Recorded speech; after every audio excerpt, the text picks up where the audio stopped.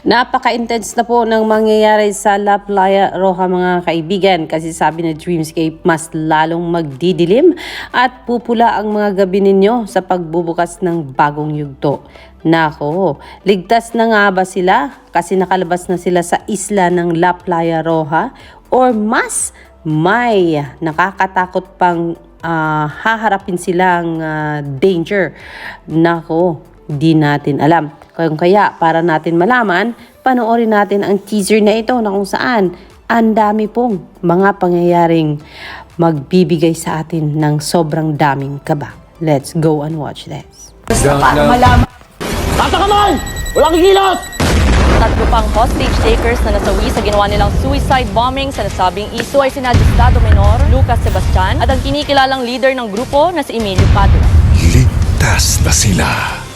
You know, I realized, how can I blame the man who's willing to risk his entire life para lang sa pamilya niya? Kritikal pa rin ang lolo mo. Kulang na kabayaran ang pagkamatay nila. Si Papa, kailangan niya ng blood transfusion. Wala na rin supply ng B-negative. B-negative ako. Yung naging nakaraan natin. Natural na maging praning ako dahil sa mga bagay na nakikita ko at sa mga bagay na alam ko. What are you trying to point out? Hindi naman talaga sa ayan ang kaagaw ko sa'yo. Oras na para malaman mo ang totoo. Ang kapayapaan madalas bitag. Alam ko na kayong lahat ay gustong singilin sa mga roha. Kailangan natin mag-ingat! Sigurado ako, bantay sarado yon! Hindi tayo titigil hanggat hindi tayo nakakaganti sa kanila. Aabot na sa sukdulan ang iyong kaba. Pinaghirapan namin ang mga milyones na nawawala. Nagkaroon ka ng head injury. Gagawin namin ang lahat para maibalik yun. May nakakita sa atin. Bilisan nyo, wala na tayong oras. Pag nakarating sa pulis yung hinabot ni Fredo, sasabit tayo. Kailangan natin umalis. Mas magiging mapula ang gabi. Huwag na huwag niyong susubukan tanggalin yan. Dahil kung lumayo kayo ng 50 meters, ito mangyayari sa inyo.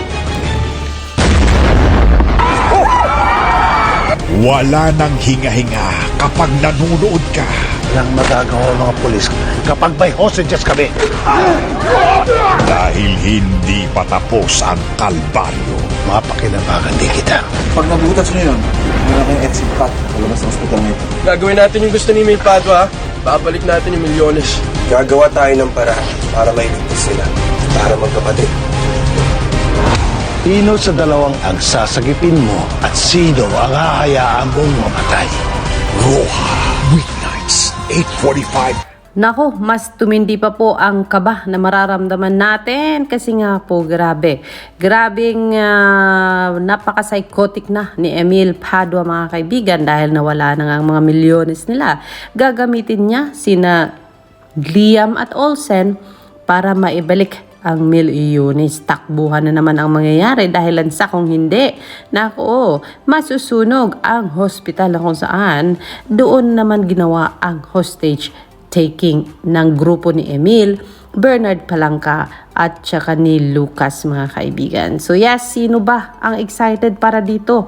Nako, malapit na po tayo sa dulo ng Roja mga kaibigan. So mas nakakatakot at nakakagimbal po ang mga pangyayari na ating kakaharapin at ang ating papanoorin sa mga susunod na mga linggo. This is Alexander Lexter Jules. Sino kaya ang matira? Matira daw ang matibay. Sino ang mananatiling casts ng Roja hanggang dulo mga kaibigan? Aalamin natin yan sa papanood natin sabay panoorin natin ang mga episodes ng Roja.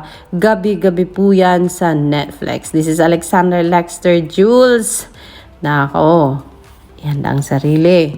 Kasi mas nakakatakot ang mga pangyayaring ating mapapanood soon. Magandang gabi po sa inyong lahat.